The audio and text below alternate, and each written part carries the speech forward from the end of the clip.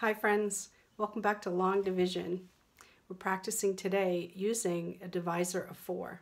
So we're going to write the multiples of 4 first because that will really help us with our work. That's what you could do too.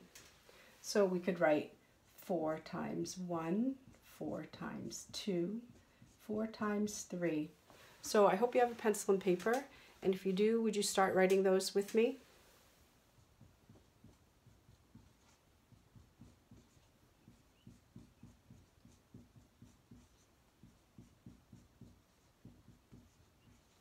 We could stop there for now. So what would we be doing with these? Well, we would also be thinking about everything we know about multiples of 10. So if I know 4 times 1 is 4, I also know that 4 times 10 is 40. And if I know that 4 times 2 is 8, I also know that 4 times 20 is 80. Because we studied this all year and you're really good at this. You have this in your bones, actually. 4 times 3 is 12. So 4 times 30 is 120. 4 times 5 is 20. 4 times 50 is 200. We'll stop there because the numbers we're dividing today are kind of small, but it's just to get in good practice. You could also write the multiples of 100. 4 times 100 is 400. 4 times 200 is 800. If we were doing even bigger problems, which we will someday. So that's what we could do first. You could get warmed up by writing, if we're going to divide with 4 as the divisor, then you could write your multiples of 4 and think about your multiples of 4 times the multiples of 10.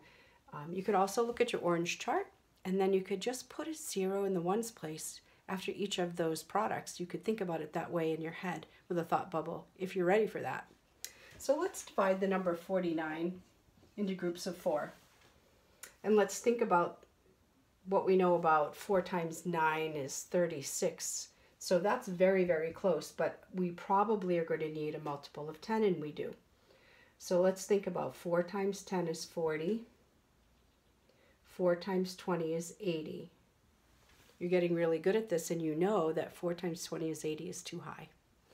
4 times 10 is 40. Go ahead and write that.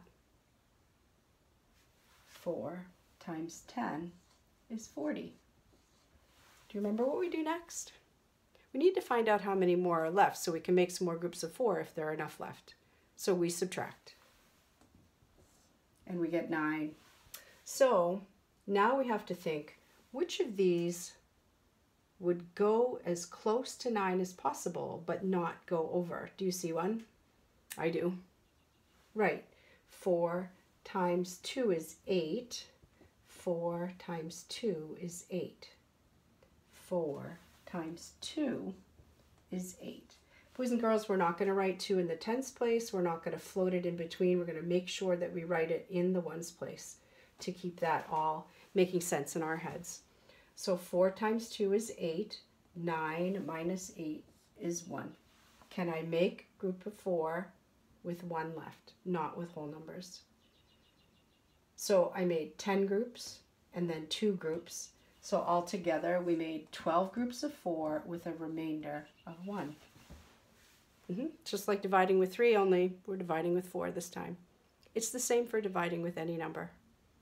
That's the good thing. Once you learn this, once you understand the place value and how it works, you can divide with any number into any number. True, honest. So every day we want to practice. We want to do 4 problems together. So get your paper ready and your pencil, and I want you to try this one with me.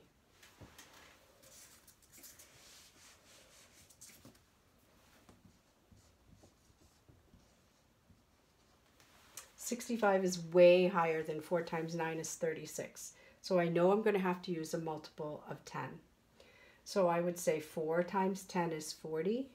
4 times 20 is 80. And again, in this problem, that's too high. So even though 4 times 10 is not very close, 40 is not very close to 65, it's the closest we can get with a multiple of 10. So 4 times 10 is 40. This time when we subtract, we get a really large number. 25. That's huge, right? So we can make a lot of groups of 4. Can we make 10 groups of 4 though? No. So we're not going to be working here with the multiples of 10. We'll be working with the regular number facts. So what's the closest number fact? 4 times comes closest to 25. And in my thought bubble, I'm thinking 4 times is close to 25. 4 times 5 is 20. 4 times 6 is 24. 4 times 7 is 28. So there you have it. 4 times 6 is 24 will be the closest that we can get without going over. And when we subtract, we get 1. How many groups of 4 did we make? Where would you find that? That's right. We made 10 groups of 4, and then we made 6 groups of 4. So altogether there were 16 groups of 4 with 1 left over. Awesome. You're doing so great. We have 2 more to do today. Yeah, the numbers are going to get a little higher, of course. All right, here we go.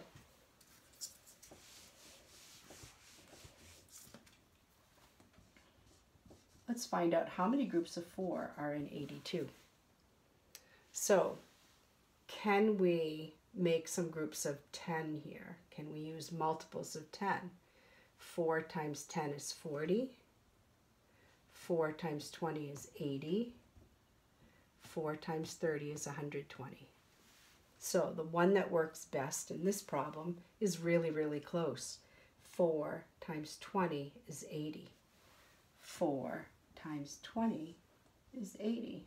And when we subtract, we only have 2 left. So this is a short division, long division, multiples of 10. Because we cannot make another group of 4 with 2 using whole numbers. I keep saying that because you can actually keep going with decimals and fractions, but that's not what we're working on right now. So we have 20 remainder 2. So even though the number was really large that we were dividing, we were able to do it in one step because of the multiple of 10 that we used. And here's the last problem for today.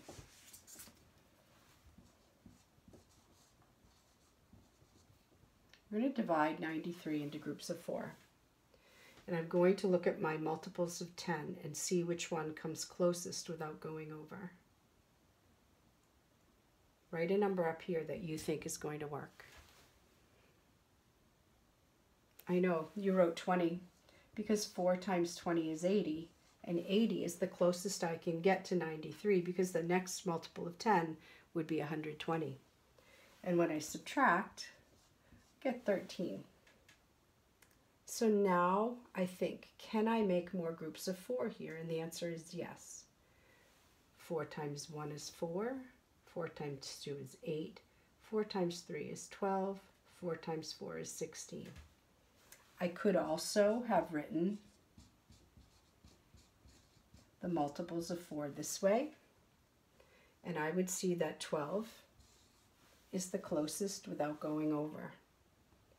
4 times 3 is 12. 4 times 3 is 12 with 1 left. So we made 23 groups of 4 with a remainder of 1. Just like yesterday, I'm going to post these problems in the assignment. I'd like you to try them again. I'd like you to try them and try to remember how it goes, because they'll be familiar because we worked on them together. And then you could run the video again and check and see how you did, or turn your papers over and look at what you had written before. It's okay to get help because you're just learning.